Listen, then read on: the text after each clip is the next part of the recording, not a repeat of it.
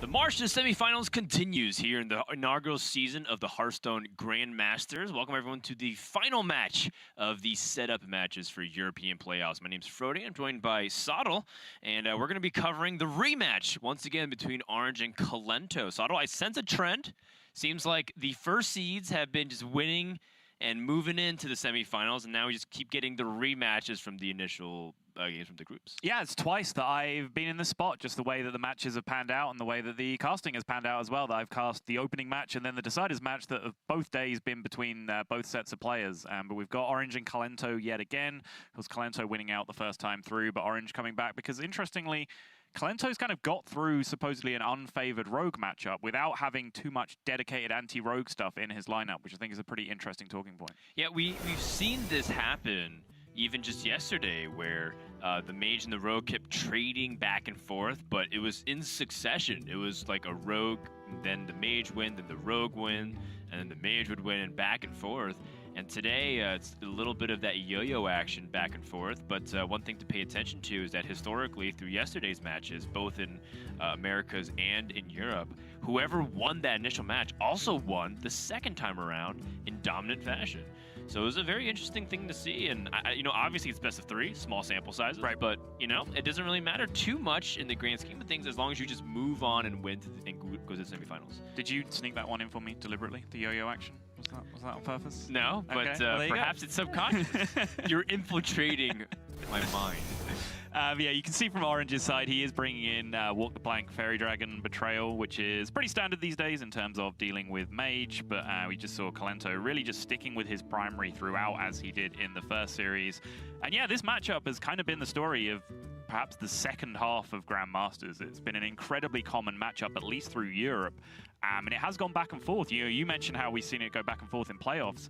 Even in our crunch day, in our division qualifiers, in Division A, I believe it was, every important game that had playoff implications ended up being Mage versus Rogue, and they were all won by the player who was in contention for the final spot, regardless of which side of the matchup they were on. So I think, there's a lot of disagreement on terms of what the actual matchup statistics should be, but I think we can all agree that it's pretty close. That's what we're learning either way, because it does seem to go back and forth between high-quality players. Yeah, well, we're going to go into game number one here with Kalento on the play, Orange on the coin. This will be the third series in a row for Kalento. So, at least he's played a lot of games today, regardless of whether or not he's able to go through the semifinals. There's only 2 spots available for Group B, and Hunter Ace has already gotten his ticket. If you just tuned in, that's right, world champion Hunter Ace finished first in this group and finished first in the playoffs bracket going into the semifinals. The winner of this will play Phenomeno, or Pheno as we like to call him, in the semifinals on Sunday. So taking a look at the composition of the opening hands here, a little bit awkward on Orange's end, but he does have the Hench Clan Burglar for the double Vendetta. Right. But looks like it's pretty slow until then. Well, that is until he picked up his evil Cable Rat here. So do you like playing the Cable Rat, or do you like developing the hero power to invest in the mana now? I definitely think there's a lot of merit to just going Cable Rat here, especially if you find Faceless Lackey. That can kind of fill in your pressure turn on turn 3 that you don't have anything for right now if you don't want to use coin. It makes sense to me. I think even like the lesser lackeys, like Evolve Lackey in this position, because you have Spirit of the Shark, even that can end up being very explosive very quickly. So I like it. Just get the mana spent. 2-drop on 2, nice and simple. We view lackeys here as equals. They're all special and unique in their own way.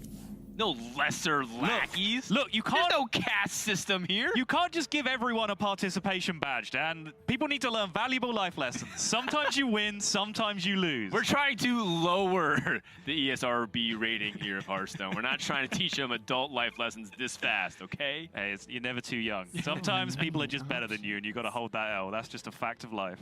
Faceless Lackey, you can hang out with me. You're cool. The lesser Lackey, jeez.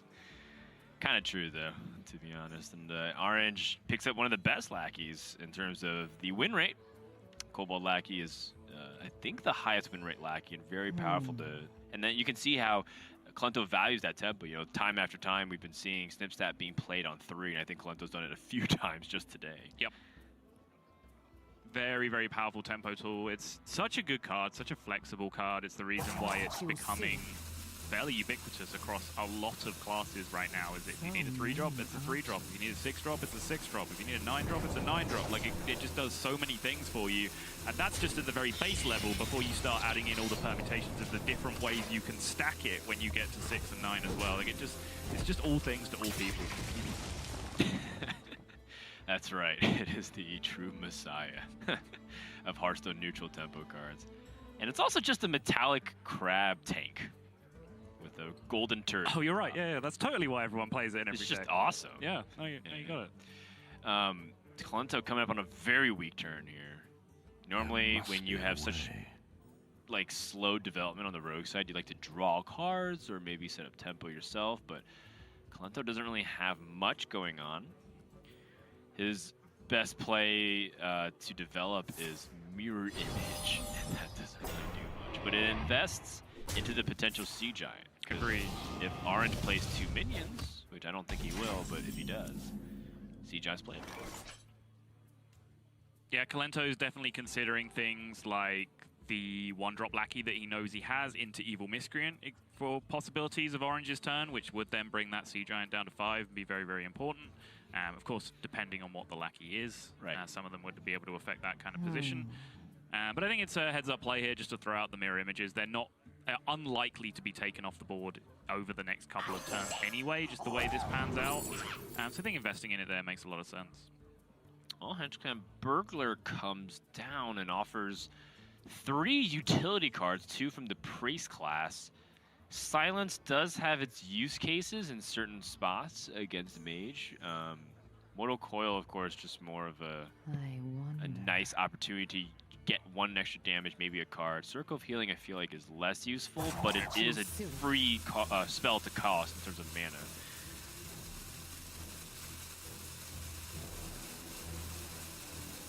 I feel like his hand could use a lot of improvement, so I want to take the Mortal Coil just to draw another card from the deck. I'm leaning towards Mortal Coil for pretty much the same reasons.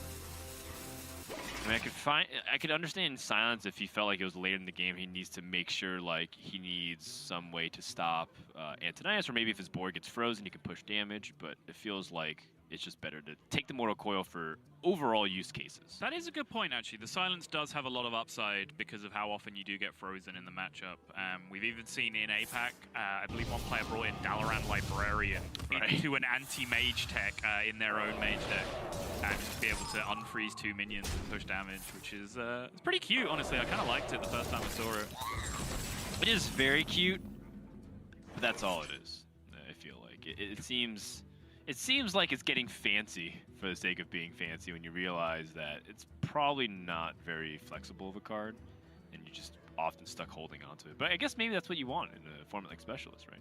You just need it to have high impact for 1 game. Right. Yeah, I think definitely the format does open you up to kind of doing more stuff like that. You can definitely go too far out of left field, obviously, but I don't know. Dalaran, I was kind of on board. I liked it. Yeah. Well, Orange picks up Life Drinker, so none of these really, nothing worth writing home about except for the Spear of the Shark combos that you can pull off with, say, Evil Cable Rat instead.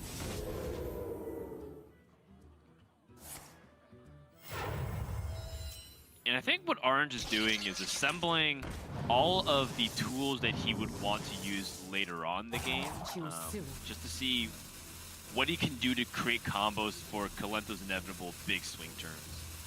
The only downside is that right now it looks like Sea Giant will be playable next turn no matter what. 2 Sea Giants. We've seen multiple players already just having to navigate ways through these tricky Sea Giant hands. Kalento himself kind of doing the best job of it in the first series, where he used kind of Kagot in combination with Snip Snap and then Mirror Images over the course of a couple of turns to just get a huge double Sea Giant swing turn. Right now, he just doesn't have the support tools for those Sea Giants. Like, they're playable, but they're not going to be coming down ultra cheap anytime soon. Well, 5 mana 8/8 still very nice, just that Kalento floats another mana crystal. And Orange can deal with this giant in a handful of ways. Yep. Might be able to pick up a better spell with Ethereal Lackey if he finds a nice clean removal option instead. Although he is running out of hand space, so maybe dumping things like the Vendetta isn't actually a bad thing.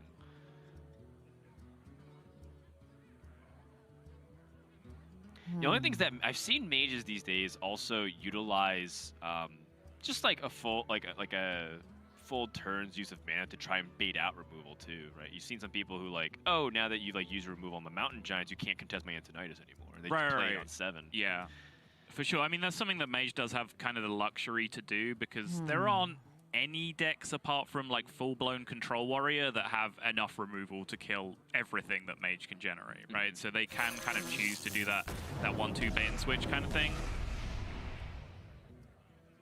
Speaking of 1-2, here's a double evolve from Witchy Lackey. Oh, gosh, the Tendies. The Tendi Tauren. So based on the way that Orange has played this one out, he's going to go 1 Vendetta and Kobold Lackey by the looks of things. Yeah, it makes sense. Vendetta's going to universally do 4 damage across the board, always, unless you have spell damage. While the Kobold Lackey, you're getting upside of it now. Right. Your opponent also played a Sea Giant, so, you know, a little bit more confident to extend onto the board. Coincidentally, it plays into the second Sea Giant. Yes. That happens. But I think it's good recognition from Orange to say, well, I've seen 1 Sea Giant. You know, if he has the second one in his top 10, it's very unlikely at this point. Well, he also has to Spear the Shark, so this is a way for him to fight back. Hakar the Soul Flayer and Jumbo Shrimp comes out. Shadow Step here alongside either the SI or the Kobold is going to represent a lot of removal in this position. Yeah, I mean, he has even just, you know, Vendetta SS7 is enough to kill it. Maybe he wants to invest Shadow Step into more cards as well. It's interesting to think about. Oh, he also has this really funny thing of being able to Shadow Step his Tendies and buff his board. Oh, I didn't even think about that. Yeah, that's kind of cool. That is cool. I'm not sure if that's exactly what he's looking for, but the mana expenditure is good for it. This guy's toast. And that's kind of what makes the Rogue deck really sweet. You know, it's the idea that these Shadow Step combinations or Waggle Pick assortments that you can get, like, really create these really unique combo scenarios for Rogue, which gives it a very dynamic play pattern game to game, which is why a lot of Rogue players, you know, they're pretty big fans of the Shark for reasons like this. Kind of curious as to where this turn is going, because he seems to be signaling that this isn't Ethereal Lackey kind of turn. So he's gonna use the 4, then end up with a Mortal Coil instead. Okay, this makes sense. Just wondering whether the turn should have started with the Ethereal Lackey to like find more efficient answers to the minions. See, now Orange played really fast because of the rope. He finds double walk the plank. Corrupted Blood being drawn. Yeah, a lot of things just happened, but let's go back to stage 1, what you were saying. So, Orange was running out of time, and the rope was burning out, and he had the opportunity to play Evil Miscreant, which is why we traditionally draw first before we try to see if we can go for, like, Discover options, unless you need that desperation Hail Mary scenario. And so Orange wanted to, but then instead he played it, he picked up double walk the plank, and now is in a position where Kolento even drew another blood, so a lot of damage is coming through. Everything seems to be tilting towards Orange in his favor right now. But in that situation, he kind of had to do things in a fairly specific sequence because his draw was from Mortal Coil, which kind of like, it has to be one of the last things you do because it's finally killing a minion. But he had multiple points where he was potentially drawing, right? Like he was also drawing cards off the Spell Lackey, which could have gone first in that position, found more efficient answers, found a sap or something. So there's actually a lot of fluctuating decisions in which order to play that turn in. My only like hard criticism is that Orange took too long to start doing things, you know, and he eventually roped out and left himself where he couldn't react to the draw, was barely able to react to his discovery spells. If it had been a tougher decision than, yeah, just pick the 2 walk the planks, then maybe he would have been in trouble there as well. Yeah, walk the plank here. He didn't really need it because he had a way to answer the Antonitis without it, but it's a very nice tempo tool here to push damage. Now, when Orange sees 2 fireballs being generated through the evocation, he is probably thinking about the burn plan from Kolento, right? And Kolento, of course, trying to come up with some kind of game plan. However, he doesn't have Alex Strauss in the deck. So I kind of wonder long-term, what's he really hoping for here? Not much. I think he's kind of just hanging in at this point and looking for really, really niche outs to come off the top. Things pairing with that Conjurer's Calling, ways to survive. But like most outs that I can think of in this position involve drawing 2 cards a turn because he needs multiple cards that he just doesn't have access to either of them right now. All right. I mean, that is one nice card you could use, but he did just also convert his evocations into fireballs. Yep. But it's a possibility. There must be a way. Yeah, this way, the way that the path to victory here for Kolento does require some random generated resources for Kolento to be able to stop Orange's aggression. There is a Frost Nova to guarantee no attacks from the board of the existing minions. But he's going to hope that this spell, Mana Cyclone, is really powerful. Flame Strike, Blizzard. Well, a little bit of irony, of course. Oh, is that just lethal, perhaps? Yes. Yep, 6 on the Life Drinker. And that's going to do it. So a game 1, dominant victory for Orange, landing in a perfect game because he goes it back up to 30. That matters. Style points, all the way. Yeah, that's how you want to. There's so many like ways you can just have a satisfying victory and then like to bounce back to full life and have a complete dominant. Perfect. Whoa. Mind the backdrop, Orange. Careful. Oh, Careful wow. back there. Whew. Yeah, scooting back a little bit too far. But Orange starts off with a 1-0 lead. And you know, the good news for Orange fans is that things get better, at least on paper, right? Because he does add the Betrayal and the Fairy Dragon, the Walk the Plank in his secondary deck. Kolento doesn't have that anti-rogue technology that we are used to seeing because, you know, he's preparing for other matchups. He's preparing for the Mage Mirror. He's preparing for Warriors. Yeah, and I mentioned this specifically earlier. Kolento shouted out, you know, as you're looking at the cards that Orange does bring in here, that's basically the cards that he discovered in that matchup. That's what he's bringing in. Kolento mentioned that he was looking at other people's techs versus Rogue and saying, well, they're only bringing in 1 card, 2 cards, 3 cards. Like, if that's the case, then surely what that tells you is that the matchup's fine to begin with. So you're better off using that deck to tech towards a completely different matchup.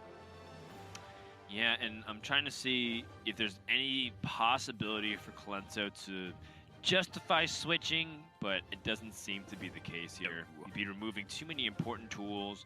Even if you can justify things, such as adding a Heresy Judge, you just take out too much. Yeah. So for Orange's perspective, he's going to be in a pretty good spot. Once again, landing on the coin. This is looking really bad here for Kolento. Now, this is an interesting mulligan to me from Orange's side because he's been leaning quite heavily on these Vendettas in the matchup from what we've seen so far.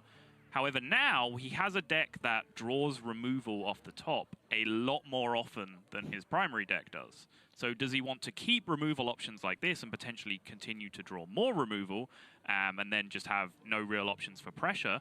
Or does he want to risk the inverse, where he throws removal away and then he just keeps drawing minions for the rest of the game and his removal stays buried in the deck? Yeah, this is actually a very similar hand to last game too, right? The double Vendetta Hedgescamp Burglar. He had Spear the Shark instead. Ooh, he throws away the backstab. Yeah, this is very similar to what he did in Game 1 of Series 1, where he just held on to raw Vendettas in his hand in the mulligan. And I don't mind, the only thing is that if Kolento came out the gate swinging with, you know, tempo options with Sorcerer's Apprentice, I always feel like having backstab is just good to ensure that there's no cheese victory for the mage. And, you know, I think maybe I've just been burned a little bit too many times. I think at best you shut down one of many routes in which they can achieve a cheese victory with mage. Right, but it feels like when you have those resources early on, you still at least, like, because you can go toe-to-toe in the mid game a lot better when you have